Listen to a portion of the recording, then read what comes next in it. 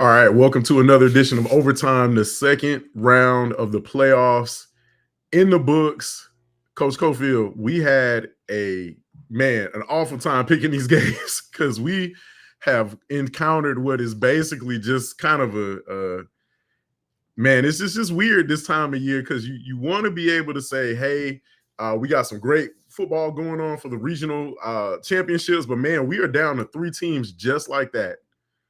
Dang, that was over kind of quick. We thought we were gonna have more. Gobby came close. McClay came close. I mean, a couple of these teams that I thought could pull it out didn't, and I was really surprised Port St. Joe didn't advance. But that's the way playoffs is. It's one and done. The intensity level is high, and you get one shot at it. You don't make Yeah, it, the game's your season is over. Yeah, I'm really, it's just kind of shocking. You know, we had so many teams. We started out with 26, I believe, to begin the playoffs just a week ago. And now we are down to three in the capital city, Big Bend area, and across the panhandle as well. We are down to Madison, Lincoln High School, and then, of course, Gadsden County, who won in a resounding way. But let's go over some of these scores. Madison County just all over Bluntstown. And, you know, we talked about this earlier in the week, and the Cowboys really, their schedule has put them in contention to contend for another state championship this year. They played up in the regular season. They played a lot of teams outside of their class. And honestly, this is just one of those things where it benefits you when you're going down the road and you get into playoff mode and you really have gone against tougher competition. Now the Cowboys can say that, hey, we can add another feather in our cap. We're getting ready to compete for another regional championship. And this is kind of where the Cowboys exactly looked at where they wanted to be, and they're exactly where they need to be in position to contend for another state championship. Yeah, Mark, the level of competition really does matter. But it's no surprise that Madison came out on top. But the score is a bit surprising. I didn't think they could put that many points on Bluntstown. I thought it'd be a good game, but Madison County once again headed to is that regional finals? Yeah, the regional final. Yeah. Yeah, Regional finals once again. And we got to do some math to figure out how many times Madison has made it to this point in the playoffs. I think this is a lot. this, this might be A the lot. 15th or 16th consecutive year that they've been in contention for making the Final Four, as they down Bluntstown in a big way. 43-6 is your score. And really, it was all Cowboys. They turned it on in the second quarter, had a 21-point second quarter. They were out front 29-6 at the half and just cruised from there. Really just shutting down the Tigers in the second half and just cruise. Man, when you look at Madison, they didn't have to do a whole lot. They kind of got it done really with just a barrage of just playing, really just kind of moving the ball down the field. The penalties, though, they kind of got flagged quite a bit. Didn't seem to affect them as much. But 13 penalties is not what you want to see. I know Coach Price is going to get that cleared up. But man, they actually had the ball for a lot less than Bluntstown did. As we pull up some of the stats here, let me see if I can switch over. But a lot of what Madison does is it's not fancy. It's just running back by committee. They get out front and they just kind of cruise. But really, when you look at what they were able to do against Bluntstown's rushing attack, they held the Tigers at 35 yards on the ground. Just Mark, 35. I tell you one thing, Mark. Madison's going to the playoffs is not unusual.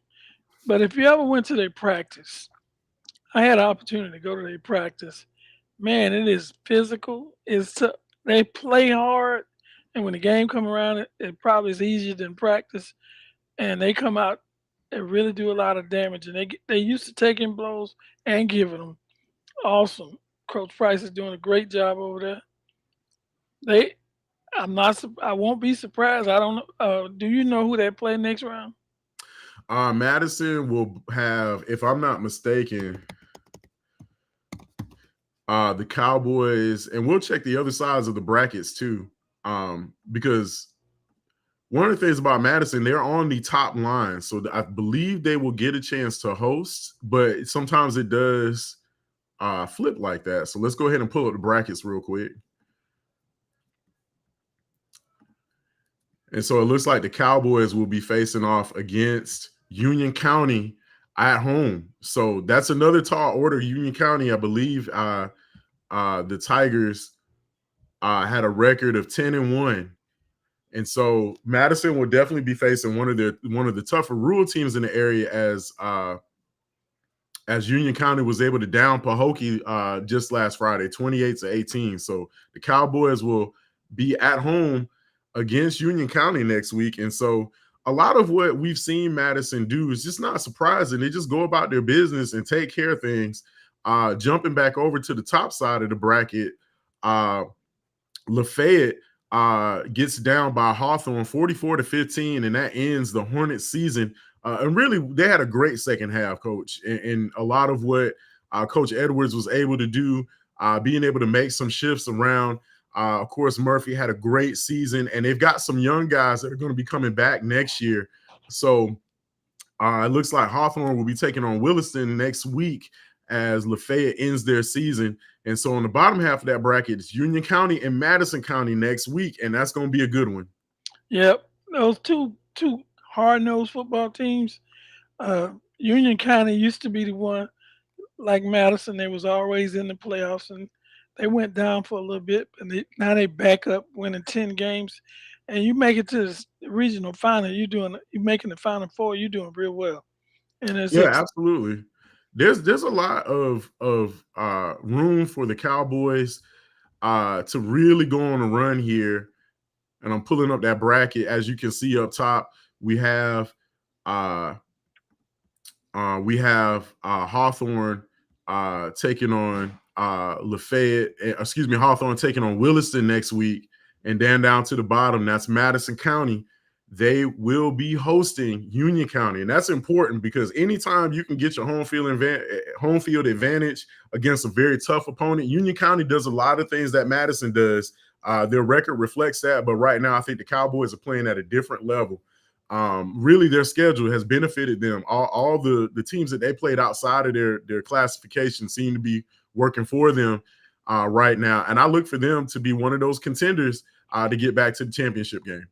Yeah, Mark, and the idea Thanksgiving weekend, I used to be so excited when I was coaching. I always wanted to be playing on Thanksgiving week. I mean, you're making a deep run in the playoffs, and I think Madison is used to it. Union County, it's going to be tough. They going into Madison, man. That's got to be tough. That's got to be. It's a hard place to play. Fans, the kids get hyped up. You don't want to go in there playing on a bad day. You want to go in there with your A game and give it a go. I think that should be a great game. I would love to be there. Maybe I don't have to sit here and watch 7 games on my laptop, but that sounds like a great game to go to and a super matchup.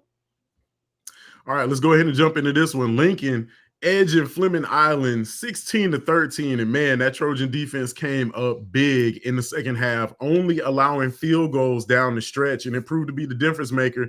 Lincoln had just enough of a big enough first quarter, jumping out to a 13-0 lead after one quarter. And then they really just kind of went into a defensive lockdown mode. Just kind of frustrating the Fleming Island offense. And we talked about how potent that Fleming Island offense was. They scored 28 points against Mosley last week in just the third quarter alone, and Lincoln just shut the door. That sets up a really huge matchup for them next week. But as we look at some of the stat lines here, you can just kind of see how Lincoln was able to do it. Really kept the penalties down. Only 6 penalties they were flagged for. But, when you take a look at, of course, offensively, what Lincoln was able to do, it was all about the ground game. Look at how they spread the ball around between Huggins, Sims, Twani, Howard, and McDaniel. It was just running back by committee, and they put up 198 yards on the ground. Most of that was Terrell Huggins. He was workhorse last night as he went off for 143 yards on the ground. And Christian Sims, just honestly, sometimes it's just a mixture of just what he wants to do in their scheme. Sometimes he's going to get it done with his arms. Sometimes he's going to get it done with his legs. He's very elusive. And I think Lincoln went up against a team that does a lot of what they do, but they just do it better. And I think the Lincoln defense needs a huge shout out here as we get down to some of the other stat lines. But a lot of what we saw was just really just Lincoln being dominant in the trenches. A shout out to Coach McCray. I know he's proud of the Hogs up front, down on the line of scrimmage, as they were able to just really stifle Fleming Island and walk away with a win. And it's a lot of times people talk about the first round of playoffs. Arguably, I would say the second round is really the hardest. Mark, I watched that game, and the Lincoln defense was the difference. The at the end of the game, I think Fleming Island was on the 2-yard line and couldn't get in the end zone. They tried, they went on, and they went for it on 4th down. Boom. The defense stopped them. Lincoln, the Trojans got what I think is the best group. If you can stop teams from scoring, all your offense has to do, don't turn the ball over and do just enough to get by.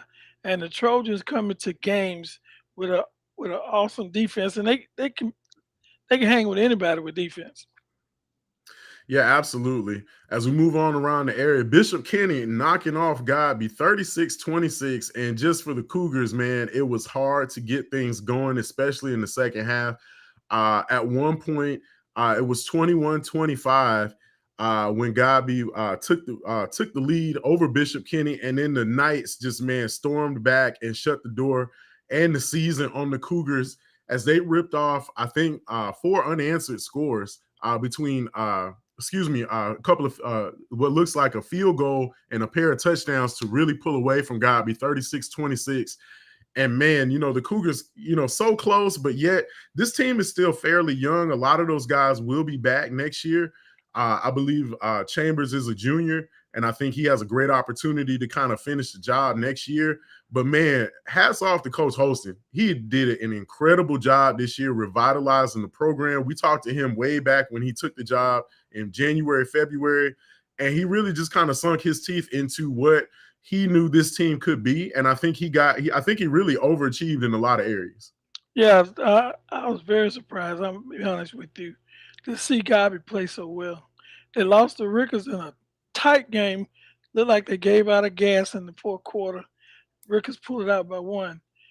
And you didn't know at the time, but Godby went on a run, and they started beating teams that they usually struggle against.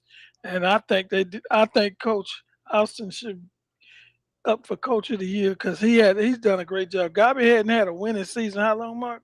It's been I think before COVID. Yeah, they hadn't had a winning season, but they managed to really, to make it to the second round of the playoffs is something special because it's not easy. They went on during the season. I watched play a lot of games. I had an opportunity. They were on quite a bit when they're home.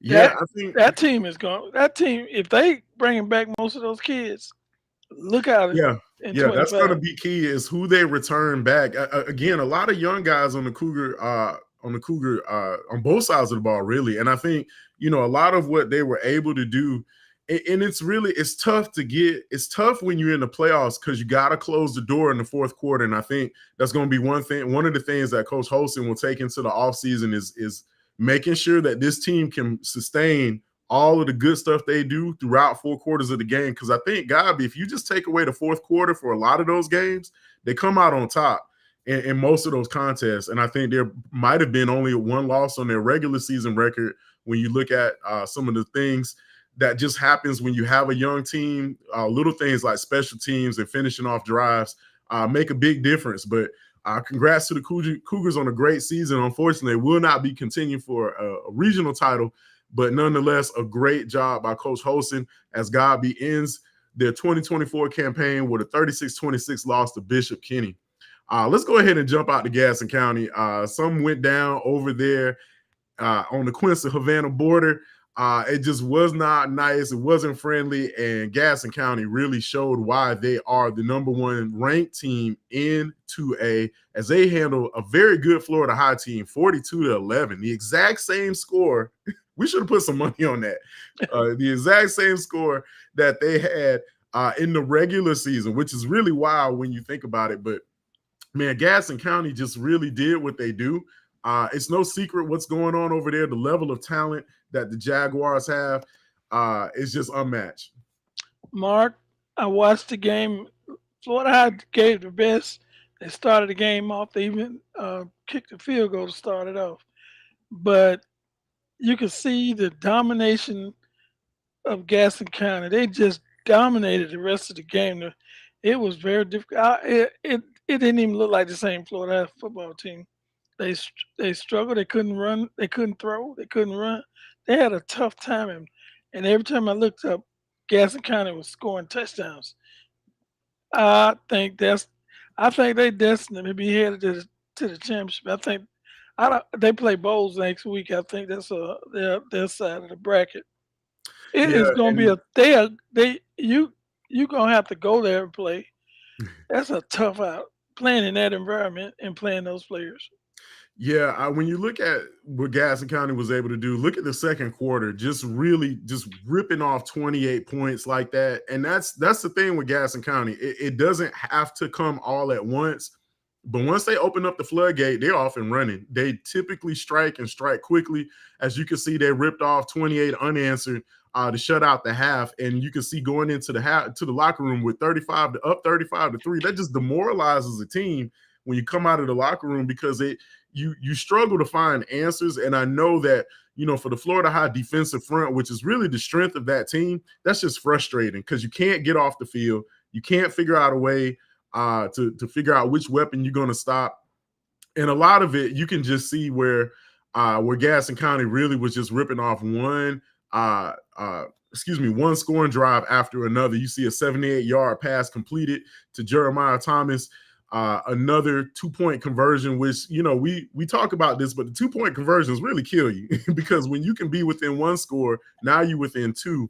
And you can see another one here where Camarion Battles had another 23-yard rushing touchdown. Man, shout out to the Gaston County offensive line. They did a great job protecting the quarterback and making holes and running room for their running backs. I think they're the unsung heroes. But really, when you look at how everything has shaken out, it's just really just Gaston County and nobody else right now in that classification.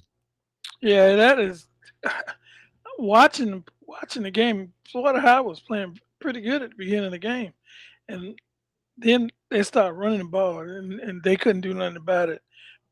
Knocking out big run after big run. Tough place, tough people, a tough team. One of them, I've seen a lot of teams in the area. They look like the most talented team in the area, from front line to back line, quarterback, running back, DBs, linebackers, everybody. They You do not want to play that team. They are very, very tough. Yeah, I look at this has been one of the most talented teams I've seen in about a decade.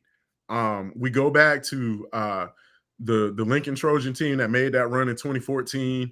I think between NFC, Godby, and a few others that also made runs during that stretch in right around that time. I don't think we've seen a team that talented. I know Rickers had a great bunch back in 2020 during the COVID year.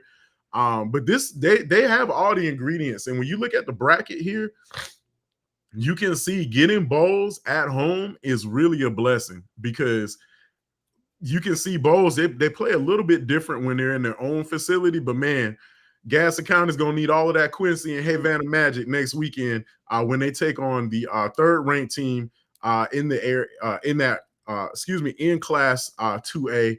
But I think as much as Bowles may bring a lot of their A game, I think Gaston County is working with something truly special to be able to take Florida High's defensive front and stifle them like that. Says you got a great team. And I think going into next week, this is going to be a huge game. But man, there's nothing better than practicing on Thanksgiving, though. I'm telling you, man, that's a good feeling. That because you're deep in the playoffs, and you about one game away from the state going to state. That's got to be one of the most exciting things as a young kid getting playing football because you know you play, you want to win, but winning a championship is special. Yeah, absolutely. Let's go ahead and jump to some other scores you can see here. Let's talk about this one. How about, man? How about those Marauders? Gave Trinity Christian all they could handle and just came up a little bit short, 28-21. And I think McClay really shocked a lot of people going on this playoff run. Of course, they coming off the very historic win against John Paul. And they just went into Jacksonville and said, nah, we're not just happy to be here. We came to make some noise. And I think they did that. Unfortunately, came up just a score short. But I don't think anybody gave the Marauders a chance in this game. But we saw that, honestly, between quarterback George Grant and Bashir's, and really the way that a lot of those guys play on offense, they're so opportunistic, and they came within this much of being able to pull off the upset in Jacksonville. Yeah, that is another tough place to play. Uh, Trinity has won uh, several. I don't know the exact number, but they won I the think it's state 9. 9 titles, and they are not going to. You when you head to Trinity, it is unbelievable how tough they are. They got some great players. Yeah, and I think, for McClay, I think the thing that stings the most is that they actually led in the game going down the stretch until the fourth quarter where Trinity came storming back. The McClay Marauders put up a great second half effort, ripping off 14 in the third quarter. And let me see if I can pull up that box score for y'all. Let's take a look at this, because this is one of those things where, like, you never really know how good a team is, but take a look at this right here, where the Marauders really, you can see right there, stats don't lie. Looking at McClay and how they came so close there. When you have a lead in the third quarter, you got to shut the door in the fourth. And I know for Coach Coley, man, being able to work with that group of seniors, such a talented bunch. But man, you hate to see it go out like that when they were so close to being able to make the regional championship. Yeah, Mark. We watched these guys all year long. Uh, they had some great games and they had some close ones. They came back and got in the playoffs and beat John Paul. That was special. They lost to them during the regular season, and they come back and they had to play a tough Trinity Christian team and take it to the fourth quarter, going into the fourth quarter with a lead, which was special. I Yeah. know I just congratulate them on having a great season. Uh, Coaches, they do a great job over there uh, at McClay, and we get to look at it firsthand and up close. Congratulations to the Marauders. Yeah, I had a great opportunity there. You can see where they ripped off 16 unanswered to start the game, open up the game with a safety. I think the game plan was obviously in place as they just went in there and just hit Trinity Christian right in the mouth. And then, of course, getting down to the second half where things just kind of got out of hand a little bit. But that fourth quarter is so critical when you're playing on the road like that. You got to be able to shut the door on certain things. And shout out to the Marauders for just showing everybody how much that we're not just happy to be here. We're here to, like, actually make some noise. So I agree. I think that's really crucial to Coach Coley's game plan, is just to not buy into the hype, but just go out and just prove to people that you belong. And I think they did a great job doing that. Unfortunately, somebody's going to end their season on a loss, and you hate to see it like that. But the Marauders come within a touchdown of being able to tie that game up, possibly have to go ahead, but they end up closing the door on their season 28-21 as they fall to Trinity Christian out of Jacksonville. Let's go ahead and talk about some other scores in the area. Wakulla, man, tough loss. But man, when you go to the boneyard or the graveyard, there's a reason why they call it that at Reigns. And man, Reigns showed why they are the number one ranked team in Class 3A with the 63-7 drubbing of the War Eagles. And basically, Wakulla couldn't get anything going that night. That is a surprise. It was a surprise. I did pick Reigns to win, but I had no idea they would put up 63 points on what color.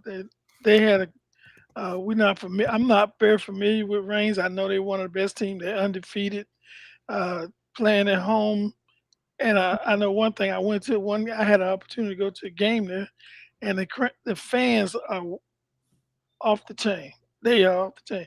They're excited for their team. They want to win and everything they play. Uh, Good job.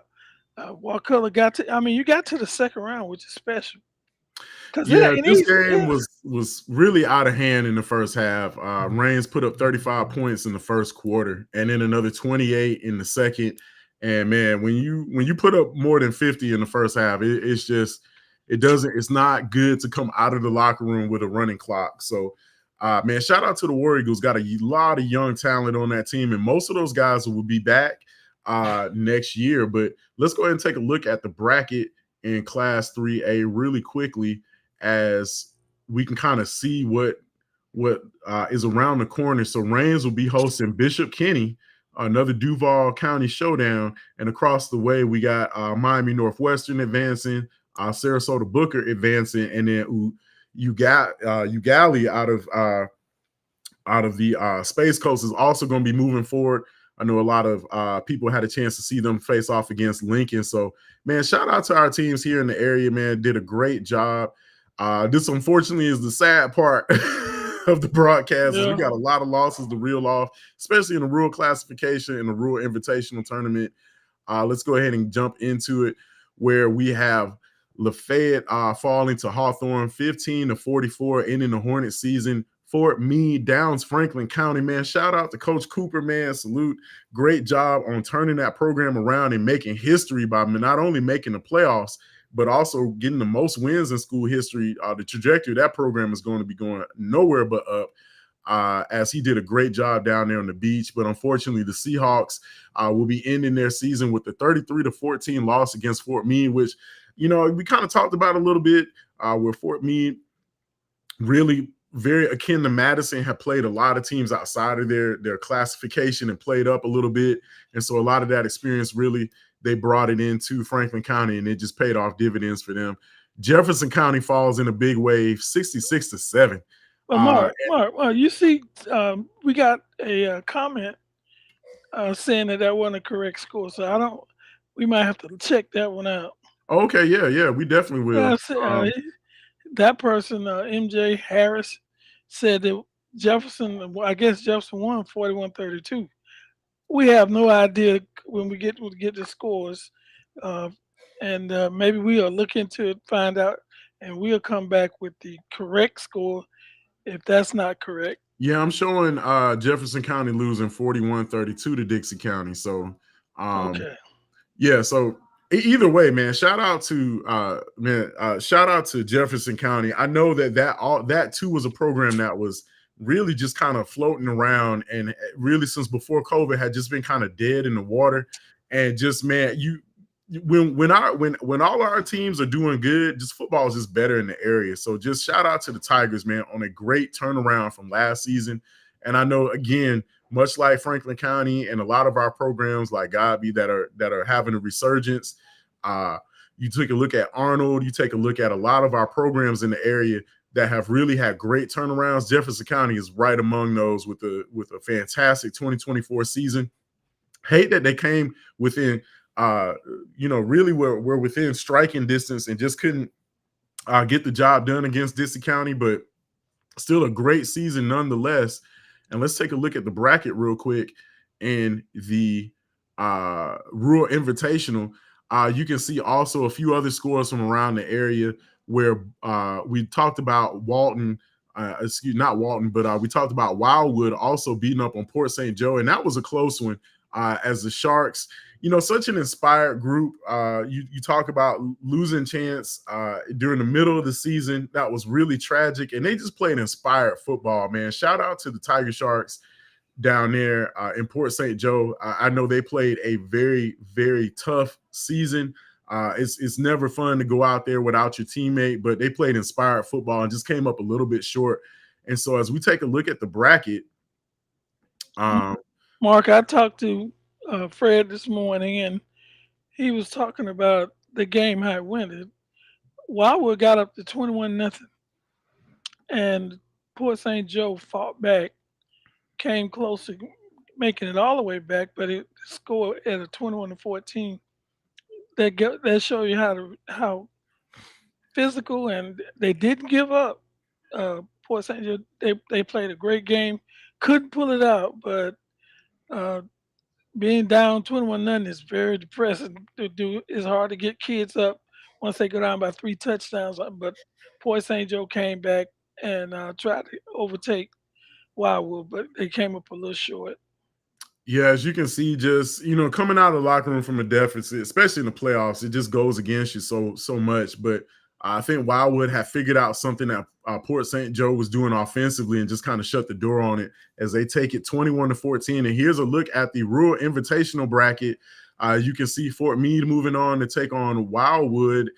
Fort Meade will be one of the rare 6 seeds to get a home game in the regional championship after they knock off Franklin County.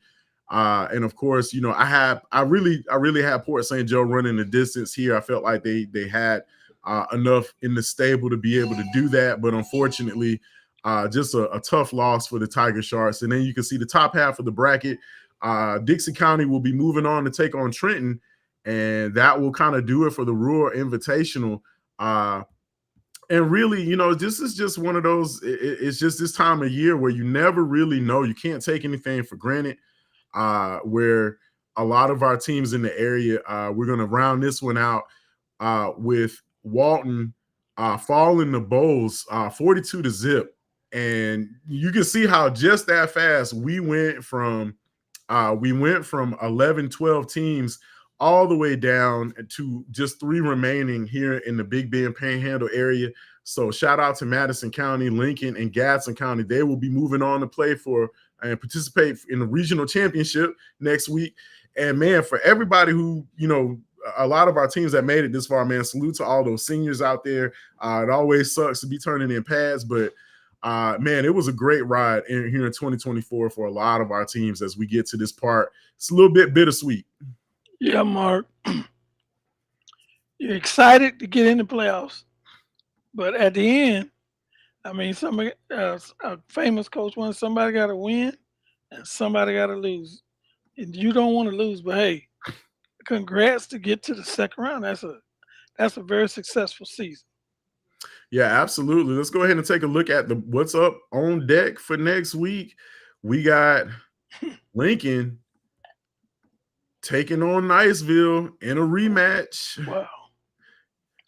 Lincoln got to travel. And that's going to be back in Niceville. Trojans are going to be looking all at the tape. They're going to be looking at tape from the previous matchups. And of course, they're going to be looking at tape from their previous meeting. And I expect the Trojans to be ready in this one. We'll have it all broken down on Wednesday night for the Extra Point podcast, which will be an abbreviated podcast when we got 3 teams to talk about. But man, I'm looking for Lincoln to really, really capitalize on their next opportunity against the Eagles out of Niceville. So that will be a huge game, a monster game for the Trojans.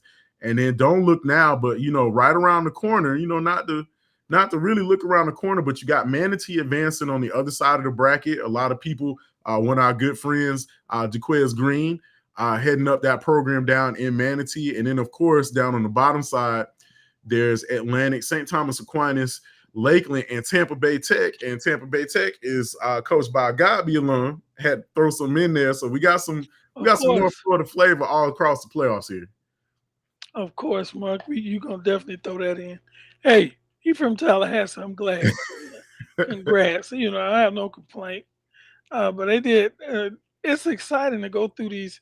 And it's when you see a lot of these coaches, a lot of them come from all over, and they're excited, I'm sure, getting this far in the playoffs. I mean, going to eat Thanksgiving dinner and really not being able to digest it well because Friday coming, we got a game. And it is a exciting time. Coaches, if you're brand new, if this is your first time to the show, this is like it's tight. You worry because But you gotta enjoy it though, because you never know from week to week. You can't enjoy. I mean, we went. I think we got the championship round 3 or 4 times, and the semifinals, and each time it was because you can't think about what you got to do. You get up probably early Thursday morning for Thanksgiving, get a little light practice in, and then come back and get up the next morning. If you got to go on the road, you got to get there a certain time. If you're at home, you're just prepping for the game. And I know some of these coaches are looking forward to. You want to get this is where you want to be. Yeah, you definitely This want to be is where practicing on Thanksgiving. So let's take a look at Gadsden County taking on Bowles next week. That's going to be a nice little after Thanksgiving game here in the Big Bend area, as Gadsden County will be hosting.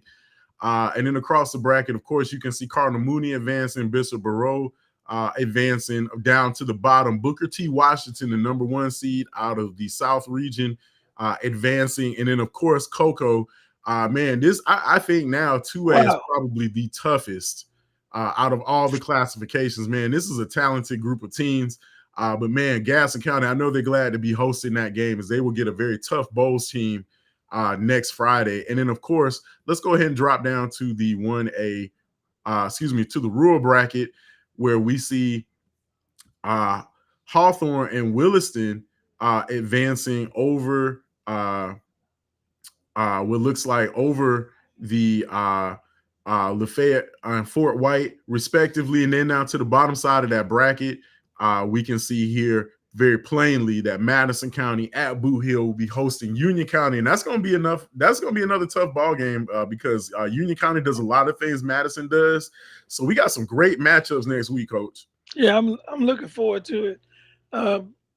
Might want to go out if I get there to Gadsden County. That might be where I go next week because I got to get a seat. Because it's going to be exciting. I'm looking forward to that. I'm looking forward to that. The matchups, because Niceville, Lincoln, that's a heck of a matchup. Because Lincoln, 3 points last time, was down. They were down big. Well, they had the second half comeback, and they just came storming back. So I look for the Trojans. This is my thing. I look for Lincoln. If they can play the kind of defensive ball that they are capable of playing, Niceville better look out, because this team, once they lock in, it's very tough to get anything going against them. That Fleming Island team was no slouch, and then taking on Mainland the week before, that was also no slouch. I think if Lincoln can find a way, again, you got to get Christian Sims into a rhythm so he can manage that game, but keep spreading the ball around, because the running back by committee thing is working for them. And of course, those guys in the trenches, I expect them to go to absolute war. And of course, they want to be able to walk out of Niceville with a win.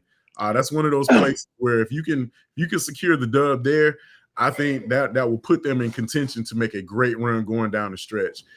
So yeah, lots of tough ball games next week, as we will get Madison County hosting Union County, Gadsden County hosting Bowles, and then Lincoln on the road against Niceville. It's going to be a great week of games. Yeah, Mark, that is exciting. And back on Lincoln and Niceville, Lincoln, in my opinion, got a great opportunity because they lost the last matchup. They know exactly what not to do. So, yep. It's tough to beat a team twice. Yeah, it's tough, especially when a close game like that. You're going to look for any advantage you got. In Lincoln, you kind of throw away certain things and do other things, or things you were successful with. And I think it's a heck of an opportunity to come away with a victory. Yeah. Shout out to Coach Fuller, man. He just said, I miss my Friday night lights. Yeah, we remember. Yeah, man. He was in a dogfight at Bowles, and I know he would have plenty to say about that matchup between Gadsden County, one of his former teams, going against Bowles, because they came within inches of being able to knock off the Bulldogs. So that's going to be an exciting game to be able to watch Gadsden County take on Bowles. It's one of those playoff rivalries. You don't get it in the regular season, but that's what makes it so good. You only get it in the playoffs. So, man, shout out to all the teams that had great seasons, man. We hate to close the door on it, but, man, we're going to have some great football after Thanksgiving. We'll catch everybody on the Extra Point podcast. We might try to get it in Wednesday. I'm not really sure, because we're going to be spending time with family. But three games. we'll figure out how to get everybody updated next week on the Extra Point podcast. But until then, this has been Overtime, the Four Quarters Online Scoreboard show. We'll catch everybody next week.